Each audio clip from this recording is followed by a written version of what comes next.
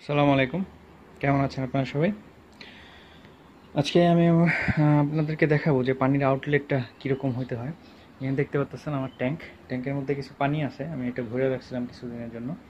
তো অনেকে কোশ্চেন করছেন যে পানির আউটলেটটা বেসিক্যালি ইকো ট্র্যাপ করার জন্য এক ধরনের ট্র্যাপ ব্যবহার করা হয়, কিন্তু এখানে যেহেতু আমি ট্র্যাপগুলো পাচ্ছি না, তো ম্যানুয়াল পদ্ধতিতে করার চেষ্টা করছি। এখানে দেখতে পাচ্ছেন, এখানে জাস্ট একটা নেটের মতো আমি দিয়ে দিছি।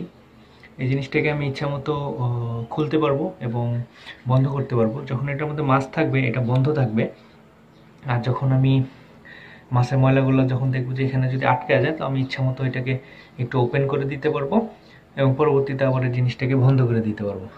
তো এই জিনিসটা মোটামুটি ইকো ট্র্যাপের মতো না হলেও কাছাকাছি কাজ করবে, কারণ ইকো ট্র্যাপ যেহেতু করাটা সম্ভব হচ্ছে না সেজন্য।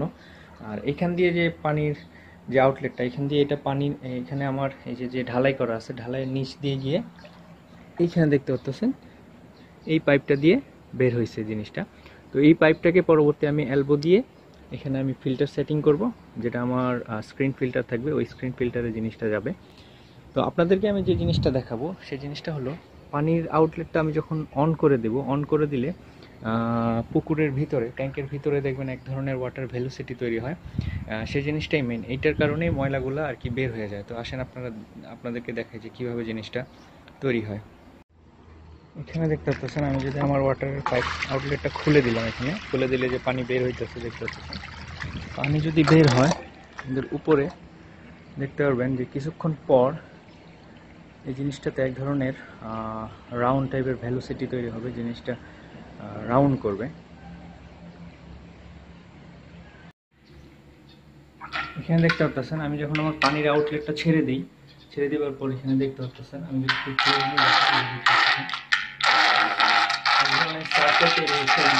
দ্রুত বের হয়ে যাচ্ছে। এতে করে হবে কি, ময়লাটা যখন আপনার ট্যাঙ্কের মধ্যে যে ময়লা পানিটা থাকবে ওটা খুব ইজিলি জিনিসটা বের হয়ে যাবে। এখানে দেখতে পাচ্ছেন পানিটা বের হচ্ছে, আর আমি যদি আউটলেটটা দেখাই, আউটলেট দিয়ে দেখতে পাচ্ছেন পানিটা বের হয়ে যাচ্ছে। তো এতে করে হবে কি, এই আউটলেটটা আপনারা যদি তৈরি করেন ট্যাঙ্কের মধ্যে এবং এই আউটলেটটার সাথে যদি ফিল্টার অ্যাড করে দেন এবং আউটলেটটা যদি অলওয়েজ অন থাকে, সেক্ষেত্রে ময়লাগুলো খুব ইজিলি আর কি, ট্যাঙ্কের যে ময়লাগুলো আছে ওয়েস্টগুলো খুব ইজিলি ট্যাঙ্ক থেকে বের হয়ে যাবে এবং ফিল্টারেশন হয়ে পরিষ্কার পানিটা আবার চলে আসবে।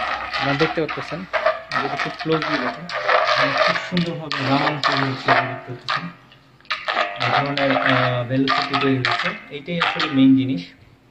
তো আপনারা যখন ট্যাঙ্ক করবেন, আপনারা ট্যাঙ্কের সাইজ অনুসারে পাইপের সাইজটা ছোট বড় করতে পারেন, তবে 4 ইঞ্চি পাইপ দিলে ভালো হয়। আপনারা যখন করবেন তখন 4 ইঞ্চি পাইপ দেওয়ার চেষ্টা করবেন, এটা আমার মনে হয় সবচেয়ে ভালো হবে।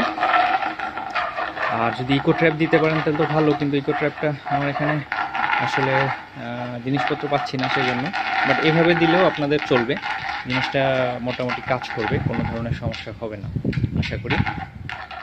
তো আপনাদের যদি কোনো প্রকার কোশ্চেন থাকে আমাকে করতে পারেন, আমি হয়তো কিছুদিন বিজি থাকবো। আর আমার মাছের পোনা এখনও ছাড়তে পারতেছি না, ঈদের আগে ছাড়া হবে না, ঈদের পরে পোনা পাবো। পোনা যখন পাবো ইনশাল্লাহ ছাড়বো এবং নতুন ভিডিও ইনশাল্লাহ আপলোড দেবো। তো সবাই ভালো থাকবেন এবং 5 ওয়াক্ত নামাজ পড়বেন। আসসালামু আলাইকুম।